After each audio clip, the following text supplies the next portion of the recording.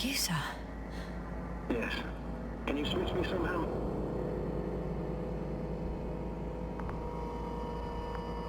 Okay. I'm switching you to the bridge.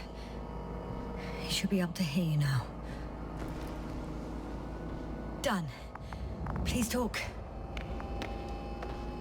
Hello, Condor. This is Astrogator Novick, commander of the IC Dragonfly ship. I repeat, this is Astrogator Novick to the crew of the USCA Condor cruiser. Please come in. Could you stop with all these? Rohitra, Engineer Rohitra. Among our crew, I'm the last man standing, so to speak, which I guess makes me commander. Who would have thought? In that case, I'm making an official request to join our forces, to prevent the danger that threatens both sides. Oh, enough, Novick. That's enough. I agree, officially and all that jazz. We're already taking steps to eliminate the threat. I'd even say that your crew is working on it pretty damn actively. We stopped playing defense and took the fight to them. The Cloud suffered significant losses. Playing defense sounds a lot better than we're getting our asses kicked. Doctor, not now, please. No, it's true. Fighting against the Cloud is exceptionally difficult. But any opponent can be defeated. All it takes is the right tool. Meaning what exactly? Let me remind you that we're dealing with a dispersed entity whose technological prowess is still unknown. And it has so far destabilized every machine sent its way. Even the most specialized ones. That's why I'll keep it simple this time. No electro brains, no memory, only pure energy. You still haven't answered me, Rohitra. Please, just tell me. What? A nuclear weapon? Seriously? Damn right. I won't leave all this unresolved. How many warheads do you have? 54. From 30 kilos to 100 megatons. Oh, that's quite an arsenal. We really do have enough power. That's an understatement, Doctor. An amount of energy could rip the planet to pieces. I'm not an idiot. I won't send everything at once. I'm preparing 8 smaller warheads to start with. And then? We'll see. Are you sure this is a good idea, Rohitra? Listen, Yasna, I know how it must look to you. A hot-headed guy from the Alliance who wants to use nukes. But put yourself in my shoes. I have 24 hours tops of complete situational awareness. I'm taking action here and now based on my best judgment. I don't know what will happen later. Where will I wake up? In what condition? So I'm going to avenge my people before that happens and ensure the safety of those who survived. They all deserve better than this. I know you understand. You're like me. You would do anything for your crew.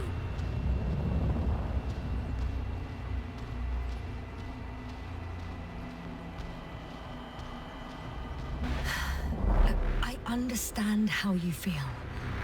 But you can't approach this problem in terms of revenge. We are dealing with creations of necro-evolution. Dead evolution. And probably non-sentient ones. Taking revenge on the Cloud is like... Whipping the ocean for sinking a ship? Exactly. Like Xerxes. We won't gain anything from a mindless attack. On the other hand, knowledge about these creations may turn out to be crucial in helping their victims. In helping you, Rohitra. My memory, you could... It's possible. Well, thank you. What for? I haven't done anything. For reminding me of my mom. But as long as the Cloud is a threat to others, my condition comes second. You, Rohitra, are still reasoning as though we were standing face to face with a thinking opponent. What if these beings are not our enemy at all? Oh, good one. Are you forgetting how many of us they've already killed? I will never forget, Rohitra. So I can't help feeling that they operate without any strategic plan. They attack from one incident to another. They're non-sentient, as the doctor put it. So what, they're stupid? And that's why they can't be hostile? It's absolute nonsense. Well, it could be. Yes, sir. What do you think? They're not stupid or hostile, but rather programmed to react.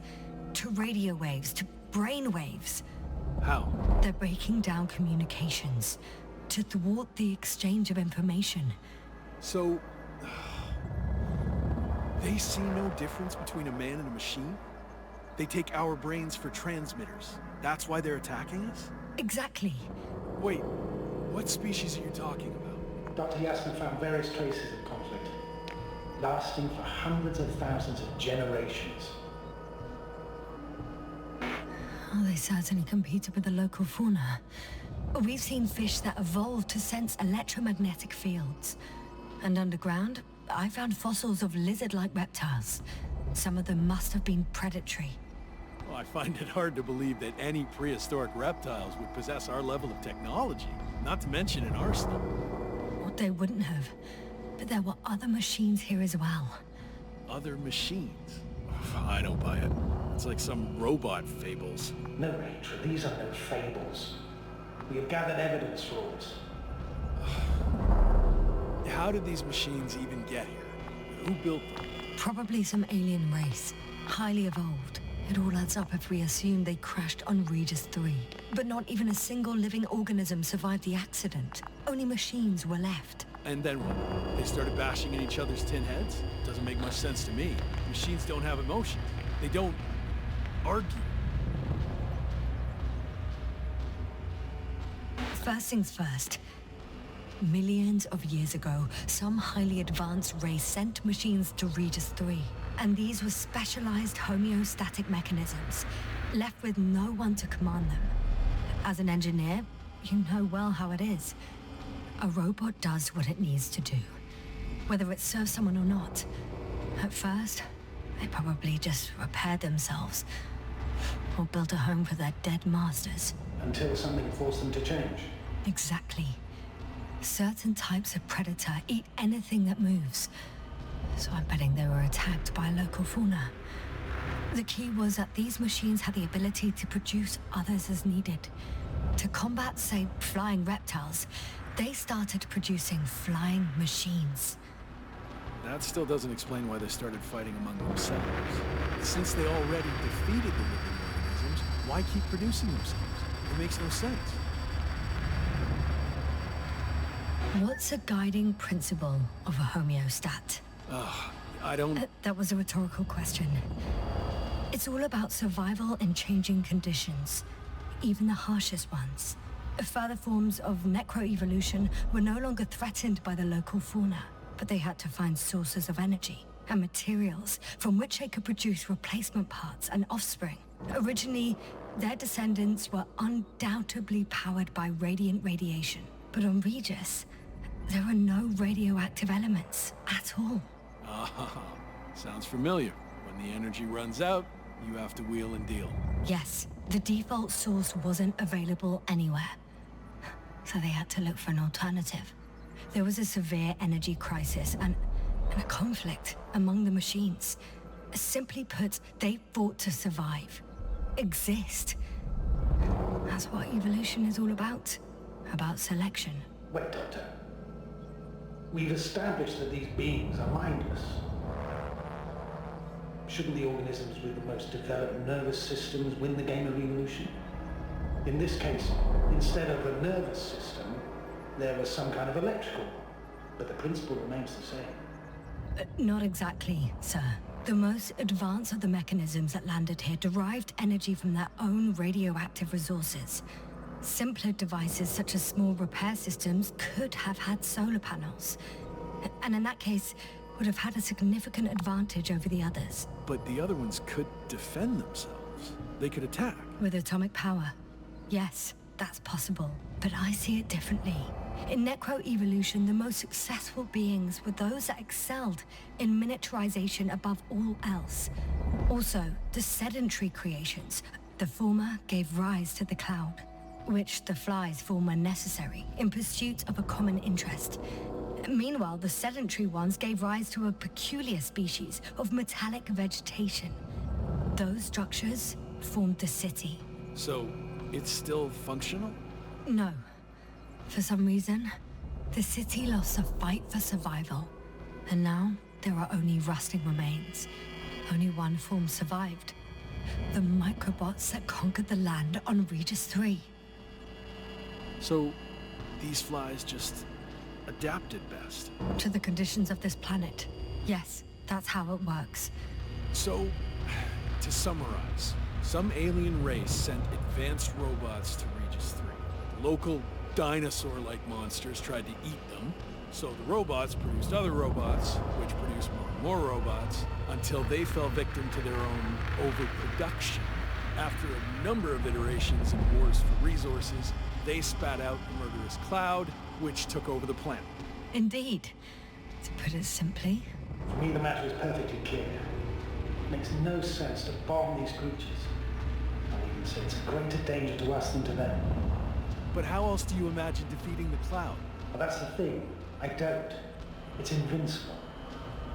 Yes, sir, do you agree? Well,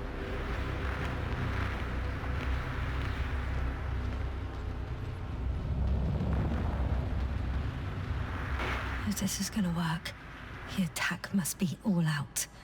What are you saying, Doctor? After a sufficiently powerful explosion, the ocean waters will begin to vaporize. Cloud cover will increase, the albedo will rise, and the resident symbionts won't be able to provide the minimum energy needed for reproduction. So yes, we can destroy the cloud, ha! I knew it! along with ourselves. Oh, you don't think we can defeat them and survive? Technically, we'd have to wipe out the entire planet. That's not our goal here, is it? No, it's not. So, you think there's no point trying with smaller charges?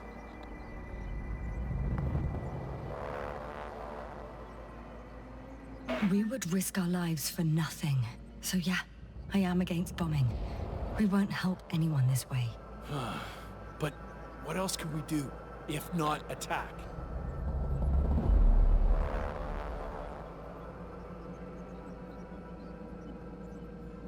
We can leave this place and never come back. We have a lander. Sorry, but I'm not going anywhere. You, on the other hand? I'm surprised you didn't evacuate already. Well, I had to make sure you won't do something you'll deeply regret. Let's drop it, all right?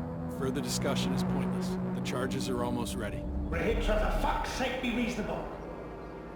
You won't stand down, will you? An escalatory solution won't work. Stop arguing. But Doctor, No, Astrogator. You can't always get your way.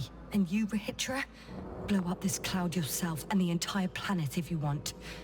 Just let me fly away first. Can you at least do that for me? Yes, I'll wait.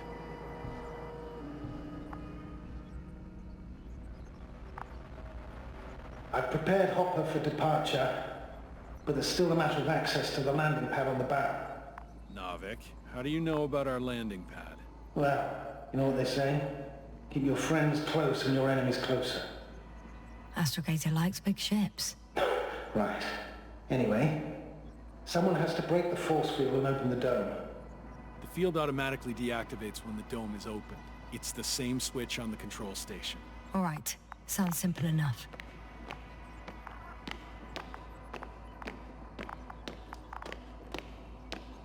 Okay, got it. Everything's ready, Astrogator. Copy that. Hopper is on its way. Good luck, Rahitra. Thanks. I'm gonna need it.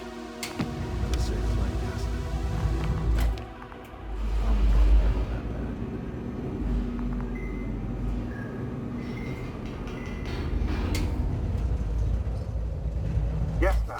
Can you hear me? Yes, we've reconnected. Great. Hopper is just landing. Okay, I can still make it in time. Do you think Rahitra will start firing without warning, do you? I don't know, and I don't want to find out. I see Hopper.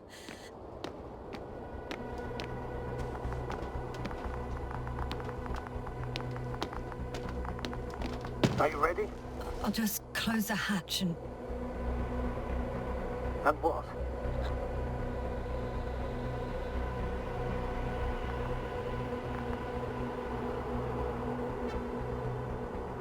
It's nothing. I'm gonna buckle up now.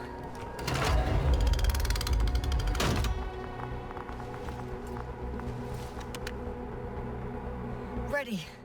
I made it. Copy that. I'm starting the engines. 3, 2, 1.